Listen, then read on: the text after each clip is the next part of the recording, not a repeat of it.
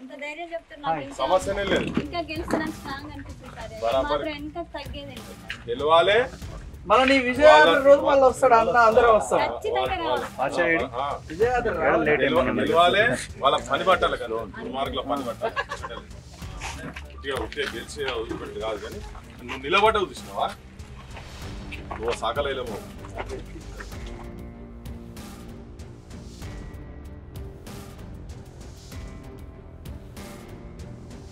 సంస్థల సహకారంతోనే నామినేషన్ వేయడం జరిగింది. అయితే మా భర్త నేను ముందు రోజే బ్యాంక్ అకౌంట్ తీసాము. మేము నకరకల్లో ఉంటున్నాం. మా పిల్లల ఎడ్యుకేషన్ పరంగా వెళ్ళినాము ఈ సంవత్సరమే. అయితే ఇక్కడికి బయలుదేరన్న క్రమంలో మాకు కారు కిరాయికి కావాలని మా ఆయన బయటకు వెళ్ళి స్నానానికి నిలబెట్టి అన్నాడు. నేను 10 నిమిషాల తర్వాత ఫోన్ చేస్తే స్విచ్ ఆఫ్ వస్తుంది ఫోను.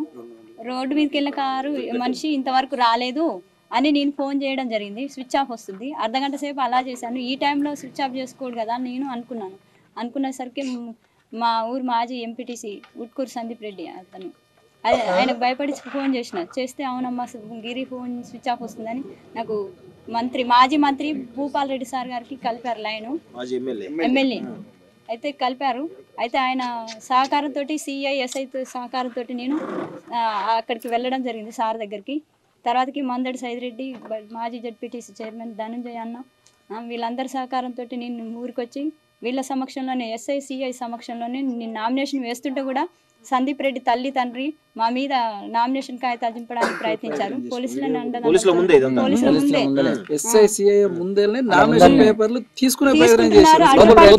ఇలా అడ్డుపడుతున్నారు, అడ్డుపడుతున్నారు. అలాగే పోలీసుల సహకారంతో నేను లోపలికి వెళ్ళి నామినేషన్ వేయడం జరిగింది.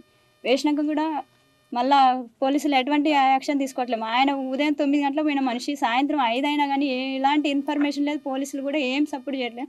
అసలు నాకు నామినేషన్ చేస్తున్నా కానీ నాకు ప్రాణాలతో ఉన్నాడా సచ్చిండా ఆయన అసలే నేర చరిత్ర కలిగిన వ్యక్తి. అందరూ ఇదే అంటున్నారు కిడ్నాప్ అయిండు అని. అసలు మేము బతుకున్నాను అనేది కూడా నాకు అసలు సోయి తెలుస్తలేదు. అంత భయంకరంగా ఉంది.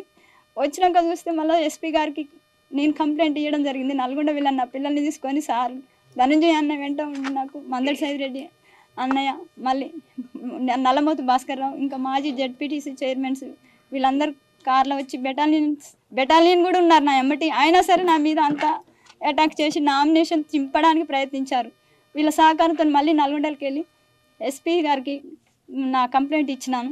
ఇస్తే ఆ సార్ నేను చూస్తా అమ్మ చర్య చేస్తా అన్నాడు. అప్పటికి నాకు ఇంకా ఎట్లాంటి భయం ధైర్యమే రావట్లేదు అసలు. ఇంకా మీడియా వచ్చింది, చెప్పాను, యాక్షన్ తీసుకోలేదు. అయినా ఈ ఊర్లో వీళ్ళిద్దరు తిరుగుతున్నారు. కిడ్నాప్ అయ్యింది అన్న వ్యక్తి నైట్ 9:00 ఇక్కడ తిప్పర్తి స్టేషన్కి ముందు దింపారంట. మళ్ళీ మీ తిప్పర్తి స్టేషన్కి వీళ్ళందరూ సహకారంతో వచ్చినాక కూడా ఈయన చెప్పే విధానం చూస్తుంటే మాకు అసలు గుండె పలిగిపోతుంది. అసలు మానవ విలువలే కోల్పోయినాం. బానిసల కాలంలో ఉన్నామా? నేను ఒక ఎడ్యుకేటెడ్ పర్సన్, తెలుగు లెక్చరర్ని, నేను పీజీటీగా చేశాను. అయితే నాకు బానిసల కాలంలో ఉన్నామా? నిజాం ప్రభుత్వం ఇది మనుషులు అన్న విలువ లేకుండా తాగి గ్లాసుల 4 మూత్రం తాగాలంటే మనిషికి ఏయమైన పని. ఇలాంటి దుర్మార్గాన్ని కొడిగట్టి అసలు నేను నామినేషన్ వేస్తాను కూడా ఇంత గట్టిగా అసలు ఇప్పుడు గెలుస్తా, నేను ఖచ్చితంగా గెలుస్తా అన్న నమ్మకం ఉంది నాకు. ఊళ్ళో సహకారం కూడా ఉంది. ధైర్యం చేసిన బిడ్డ అని ఇట్లా ఒత్తుతున్నారు. నాకు అండదండలు ఉంటాయి. నేను ఖచ్చితంగా గెలుస్తా. నా భర్తని ఇంత ఇబ్బంది పెట్టడానికి అవకాశం ఎందుకు ఉండాలి? అసలు నేను నామినేషన్ వేయకూడదా? అందరు సామాన్యుల హక్కు కాదా అది అని నేను ప్రశ్న వేస్తున్నాను. నాకు నా పిల్లలకి చాలా ప్రాణహాని ఉంది. నేను భయపడుతున్నాను. ముందు కూడా ప్రచారంలో భాగంగా నాకు రక్షణ కల్పించాలని కోరుతా ఉన్నాను. మీరు టీచర్ అండి ఇక్కడ మోడల్ స్కూల్లో చేశాను సార్.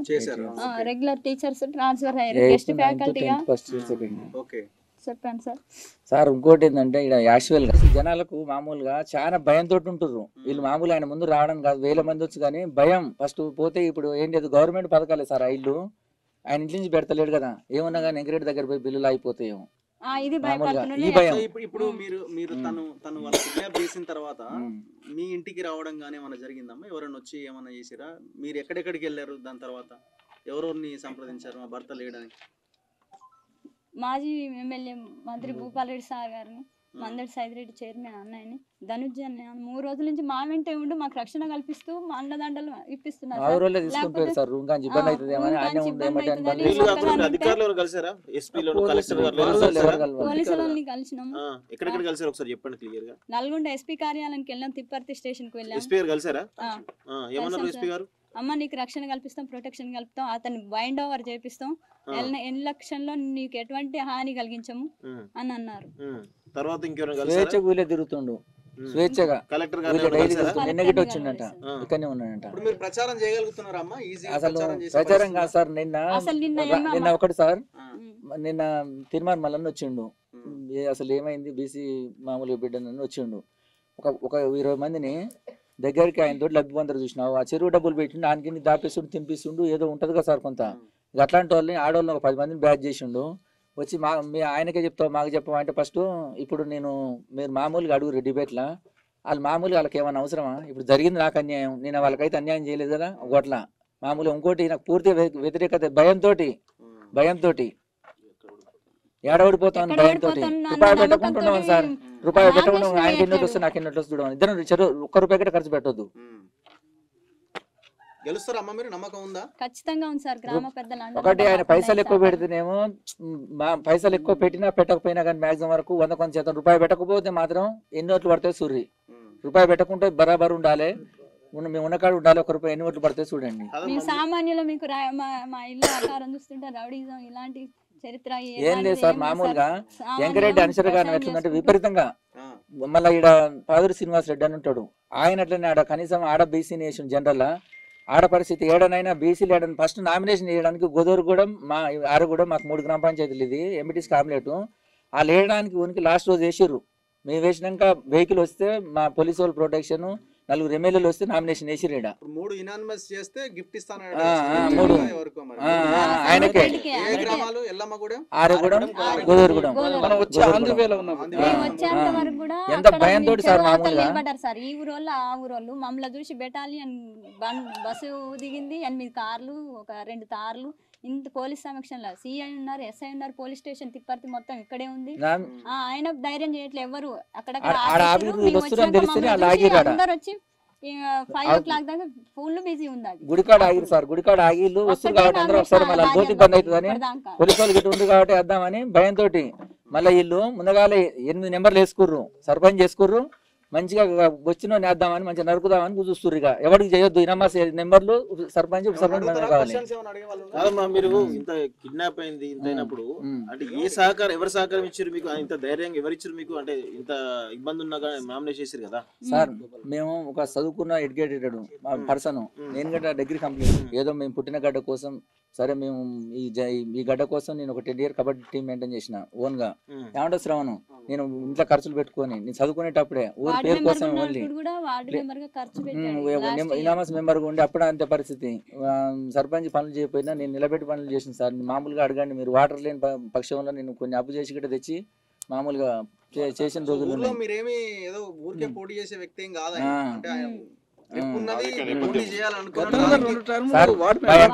భయపడ్డారు సార్, వాళ్ళు భయపడ్డారు సార్.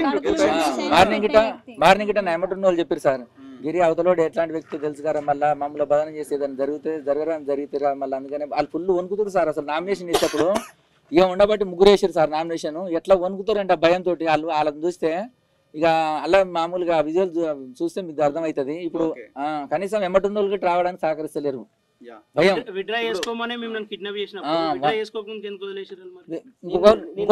ఇద్దరు ఒకళ్ళుంటేనేమో వదిలిపెట్టపోవు సార్. ఇద్దరు ఉంటారు మళ్ళీ